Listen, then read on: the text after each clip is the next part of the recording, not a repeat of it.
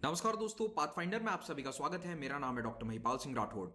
दुनिया भर में इस वक्त एक बहुत बड़ा एनर्जी क्राइसिस चल रहा है। दुनिया के कई देश बिजली के संकट से जूझ रहे हैं, लेकिन इस सब के बावजूद एक ऐसा देश है जो इस एनर्जी क्राइसिस का फायदा उठा रहा है, और कैसे, वो मैं आपको इस लेक्चर में बताने वाला हूं। तो ये देश है रशिया। रशिया चाइना, इंडिया और यूरोप के अन्य देशों के सामने पैदा हुए इस कोयला संकट या एनर्जी क्राइसिस का बहुत बड़ा बेनिफिशियरी बन सकता है। तो ये कैसे होगा, इसी को हम डिस्कस करेंगे आज इस लेक्चर के अंदर। लेकिन सबसे पहले आपको पता होना चाहिए कि दुनिया में कोल क्राइसिस अचानक क्यों आ गया है। पिछले 1-1.5 महीने से आप ये न्यूज कई बार सुन चुके होंगे कि भारत, चाइना, इन सभी देशों में कोयले का संकट है। तो आखिर कोयला कहां चला गया? क्या अचानक से कोयले का प्रोडक्शन खत्म हो गया या फिर कोयले की खदानें बंद हो चुकी हैं? तो देखिए, चाइना और भारत जैसे देशों में कोयले पर निर्भरता बहुत ज्यादा है। जो हम बिजली का उत्पादन करते हैं उसमें एक बड़ा हिस्सा 60 से 70% इन दोनों देशों में कोयले पर निर्भर करता है। लेकिन सितंबर 2021 के महीने से यहां पर एक बहुत बड़ा कोल क्राइसिस चल रहा है। इस पर हमने पहले भी कुछ वीडियोस बनाए हैं, तो आप चाहें तो उन्हें भी देख सकते हैं। अगर संक्षिप्त में मैं आपको भारत के कोयला संकट के बारे में बताऊं तो देखिए, देश में जो कंपनीज, जो मैन्युफैक्चरर्स पैंडेमिक के दौरान मैन्युफैक्चरिंग नहीं कर पाए थे, वहां पर उनका बहुत लॉस हो गया था। अब वो एक्स्ट्रा मैन्युफैक्चरिंग कर रहे हैं, तेजी से कर रहे हैं, ताकि वो उस समय की भरपाई कर सकें। तो देश की आर्थिक रिकवरी काफी तेजी से हो रही है, और इसका कारण यही है कि मैन्युफैक्चरिंग में बहुत तेजी है। अब जब मैन्युफैक्चरिंग में तेजी है तो देश को एनर्जी चाहिए, ज्यादा एनर्जी चाहिए। तो अचानक से जो हमारे एग्जिस्टिंग सिस्टम है वो उतनी एनर्जी सप्लाई नहीं कर पाएंगे। एक और बहुत बड़ा कारण है कि अंतरराष्ट्रीय स्तर पर कोयले की कीमतों में उछाल, और उसका बहुत बड़ा रीजन है चाइना। तो जो सेम कारण मैंने आपको भारत में बताया वही चाइना में भी है, लेकिन अब चाइना में प्रोडक्शन इतनी तेजी से बढ़ रहा है कि वहां पर कोयले की डिमांड बहुत बढ़ गई है। और इकोनॉमिक्स में एक सिंपल सा फंडा होता है, डिमांड और सप्लाई। तो जब डिमांड बहुत ज्यादा है और सप्लाई कम है तो कीमतों में बहुत बड़ा बदलाव देखने को मिलेगा। एक और रीजन यह है कि अप्रैल से जून महीने के पीरियड में जो थर्मल पावर प्लांट्स थे उन्होंने कोयले का स्टॉक कम रखा। जनरली कोयले का अच्छा खासा स्टॉक रखा जाता है, वो स्टॉक थोड़ा सा कम हो गया था। और सितंबर महीने में भारत में बहुत बारिश हुई है जो एवरेज से ज्यादा है, और उसके कारण जो कोयले की खदानें हैं वहां पर ओपन माइंस जो हैं उनमें खनन नहीं हो सका, जिसके कारण सप्लाई पर काफी असर आ गया। तो ये दोनों ही रीजंस हैं, एक तो डिमांड बढ़ गई और इधर सप्लाई के भी कुछ इश्यूज आ गए। अब इसका असर क्या पड़ रहा है? तो पूरे भारत में बिजली के संकट से राज्य जूझ रहे हैं। कई जगह थर्मल पावर प्लांट्स में कोयले का बहुत संकट है। लोड शेडिंग चल रही है, यानी कि बिजली की कटौती। सिंपल भाषा में बताऊं तो राजस्थान, पंजाब, बिहार में तो बहुत ज्यादा लोड शेडिंग हो रही है। आप हो सकता है कि इसका इंपैक्ट भी झेल रहे हो।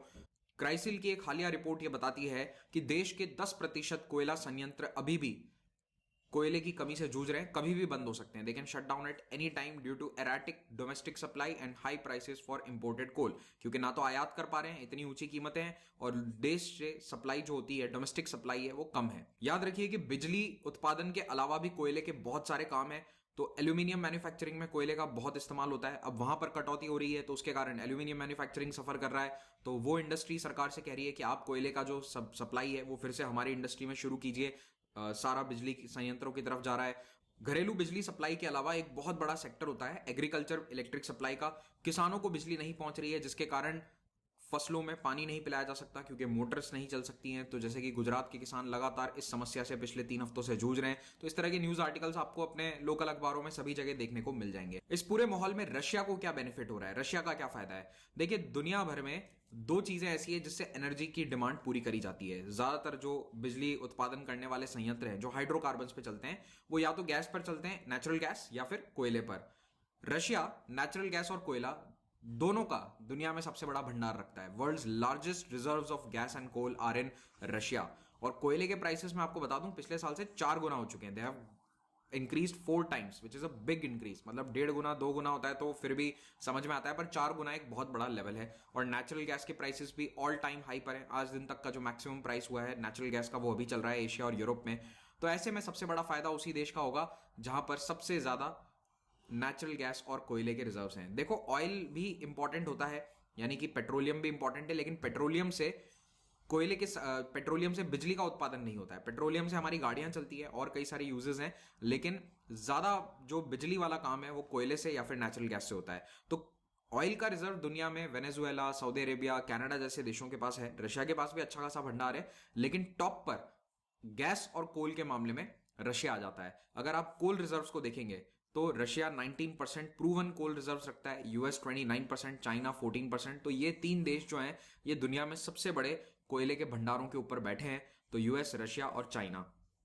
तो इनमें रशिया एक ऐसा देश है जिसकी आबादी बहुत कम है। देखो यूएस की आबादी लगभग 33 करोड़ है, चाइना 140 करोड़ है, रशिया की आबादी क्या है, 13-14 करोड़ के आसपास आबादी है। तो इन सब में सबसे कम आबादी रशिया की है। तो रशिया में जितना कोयला है उतनी उसकी डोमेस्टिक खपत नहीं है, तो उसके पास एक्स्ट्रा बहुत होता है बाहर भेजने के लिए, निर्यात करने के लिए, एक्सपोर्ट करने के लिए। तो फॉसिल फ्यूल्स जो है वो रशिया की एक्सपोर्ट रेवेन्यू का सबसे बड़ा हिस्सा बनाते हैं। Russia is famous for its energy exports.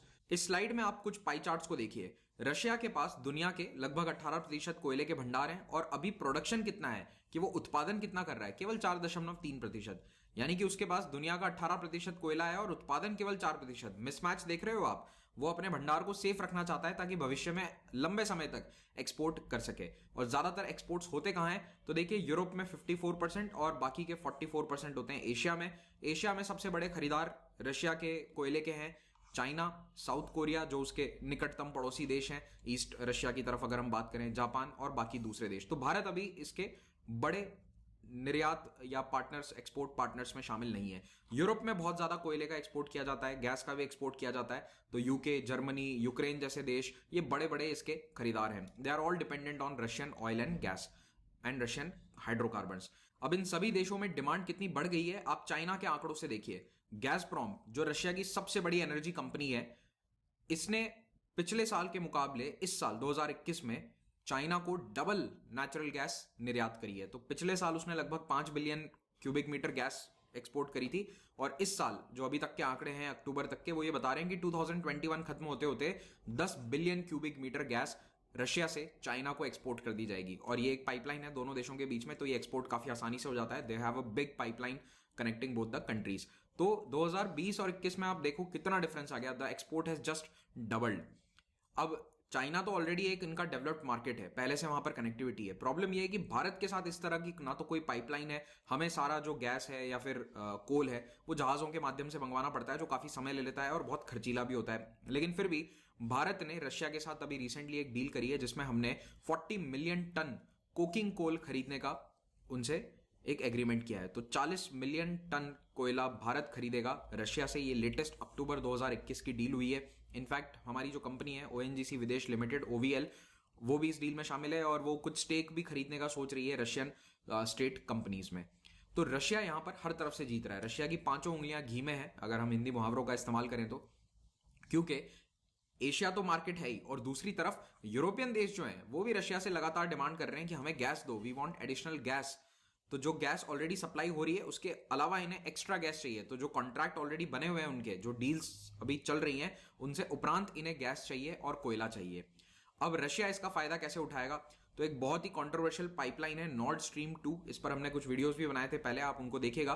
तो इसमें कई तरह की कंट्रोवर्सीज हैं, इसको अप्रूवल्स नहीं मिल रहे हैं, कई सारे इसमें एनवायरमेंटल इश्यूज हैं। तो अब रशिया ये चाह रहा है, या फिर टू बी स्पेसिफिक गैसप्रोम ये चाह रही है कि इनकी जो ये डिमांड है ना यूरोपियन देशों की कोयले की और गैस की, ये पूरी कर देंगे, लेकिन नॉर्ड स्ट्रीम 2 पाइपलाइन बन जानी चाहिए ताकि भविष्य में और ज्यादा एक्सपोर्ट किया जा सके। तो ये काफी कंट्रोवर्शियल गैस पाइपलाइन है और ये यूक्रेन को बाईपास कर देगी, क्योंकि यूक्रेन और रशिया के बीच में एक लड़ाई चल रही है और यूक्रेन को रशिया बाईपास करते हुए यूरोप तक एनर्जी पहुंचाना चाहता है। लेकिन दूसरी ओर यूएस और यूक्रेन लगातार दबाव बना रहे हैं कि नॉर्ड स्ट्रीम 2 को अप्रूव मत करो, क्योंकि अगर ये पाइपलाइन बन गई तो यूक्रेन पूरी तरह से बाईपास हो जाएगा और यूरोप और ज्यादा रशिया पर डिपेंडेंट हो जाता है अपनी एनर्जी जरूरतों के लिए। और यूक्रेन और रशिया के बीच में लड़ाई चल रही है जिसमें यूएसए यूक्रेन का साथ दे रहा है काफी समय से, although it is all kind of a cold war, लेकिन अभी भी ये ऑनगोइंग है। तो रशिया का जो लेवरेज है ईयू पर, वो यूक्रेन के लिए एक बहुत बड़ा चिंता का विषय है। उन्हें लगता है कि एनर्जी की खातिर यूरोपियन यूनियन यूक्रेन का हाथ या दामन छोड़ सकता है। और अभी एक बहुत रीसेंट एग्जांपल मैं आपको बताता हूं कि रशिया कैसे यूरोपियन देशों की बाह मरोड़ रहा है, आर्म ट्विस्टिंग टैक्टिक्स का इस्तेमाल कर रहा है। रिसेंटली मोल्डोवा, एक छोटा सा पूर्वी यूरोपियन देश है, इनका रशिया के साथ कॉन्ट्रैक्ट खत्म हो गया। मोल्डोवा का एक कॉन्ट्रैक्ट था गैसप्रोम के साथ, वो एक्सपायर हो गया। अब नए कॉन्ट्रैक्ट को साइन करने से पहले गैसप्रोम कह रहा है कि नहीं, अब पुरानी कीमतों पे नहीं, नई कीमतों पे हम ये डील करेंगे। और मोल्डोवा की मजबूरी है कि वो गैसप्रोम के साथ ये एग्रीमेंट साइन करे, क्योंकि और कोई इतना बड़ा सप्लायर इनके पास नहीं है जो ईस्टर्न यूरोप में इन्हें एनर्जी सप्लाई कर सके। तो मोल्डोवा एक तरह से पूरी तरह रशिया पर डिपेंडेंट हो गया है। और मोल्डोवा छोटा देश है, हो सकता है कि धीरे धीरे यूके, जर्मनी जैसे देश भी भविष्य में पूरी तरह रशिया पर डिपेंडेंट हो जाएं।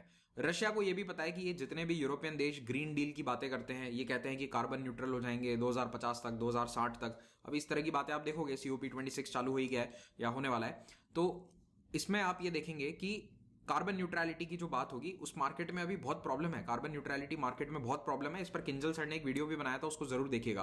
कार्बन ऑफसेट जो है वो अभी भी पूरी तरह से सक्सेसफुल नहीं है। तो ऐसे में रशिया को पता है कि इन सारे देशों को, यूरोपियन देशों को, जो बड़ी बड़ी बातें करते हैं कि हम अपनी इकोनॉमी को ग्रीन कर देंगे, कार्बन न्यूट्रल कर देंगे, इन्हें सबको गैस और कोयले की जरूरत है और आने वाले कम से कम 5-10 सालों तक रहेगी। तो इसीलिए रशिया इनके साथ डील करना चाह रहा है और इनकी बाह मरोड़ना चाह रहा है। दूसरी ओर भारत का भी 70% बिजली उत्पादन आज भी कोयले पर निर्भर है। हालांकि हम बहुत बड़े स्तर पर सोलर को बढ़ावा दे रहे हैं, लेकिन अभी भी जो एग्जिस्टिंग इंफ्रास्ट्रक्चर है वो कोयले पर पूरी तरह निर्भर है। चाइना में ये 60% है आंकड़ा। तो ऐसे में भारत और चाइना को भी लगातार कोयले की डिमांड रहेगी और रशिया एक विन विन सिचुएशन में है। तो अगर आपको ये लेक्चर अच्छा लगा तो वीडियो को लाइक जरूर करें और चैनल को सब्सक्राइब करें। कई लोगों ने अभी भी पाथफाइंडर को सब्सक्राइब नहीं कर रखा है, so do subscribe to the channel. ये हमारा टेलीग्राम चैनल है जहां पर आपको लेक्चर का PDF मिल जाएगा। अगर आप UPSC या अन्य एग्जाम्स की तैयारी कर रहे हैं तो भारत के बेस्ट टीचर्स अनअकैडमी ऐप पर पढ़ाते हैं। आप यहां पर प्लस या आइकॉनिक दोनों में से कोई एक सब्सक्रिप्शन लेकर अपने तैयारी को जारी रख सकते हैं, बढ़ावा दे सकते हैं। अगर आप कोई भी कोर्स लेते हैं उसमें मेरा कोड इस्तेमाल करेंगे, महिपाल कोड का इस्तेमाल करेंगे, तो यू विल गेट 10% डिस्काउंट। तो ये वाले प्राइसेस आपको पे नहीं करने पड़ेंगे। ऑप्शनल के कोर्सेज भी यहाँ अवेलेबल हैं। ये सभी कोर्सेज EMI पर भी मिल जाएंगे। EMI प्रोसेस कैसे होगा, इस वीडियो के नीचे जो पहला लिंक है डिस्क्रिप्शन में, उस पर क्लिक करें, पता चल जाएगा। मेरा एक पॉलिटी कोर्स ऑनगोइंग है जिसमें हम 6 क्लास के NCERTs कवर कर चुके हैं। We are on to 7th class. आप इस कोर्स को भी ज्वाइन कर सकते हैं if you are a plus subscriber. अभी एक बहुत अच्छा ऑफर चल रहा है जो 31 अक्टूबर को खत्म होने वाला है। तो इस ऑफर में हमने 9 मंथ्स और 3 मंथ्स के स्पेशल कोर्सेज लॉन्च किए हैं जिसमें ऑप्शनल और GS दोनों की क्लासेस आपको अवेलेबल होंगी for 9 months and 3 months for this price after using the code. And अगर आप 1 ईयर सब्सक्रिप्शन लेना चाहते हैं जो सबसे बेहतर है मेरे ख्याल से, अगर आपको तैयारी करनी है तो 1 ईयर सब्सक्रिप्शन लीजिए। इसमें आपको किताबें भी और टेस्ट सीरीज भी साथ में फ्री मिल जाएंगी।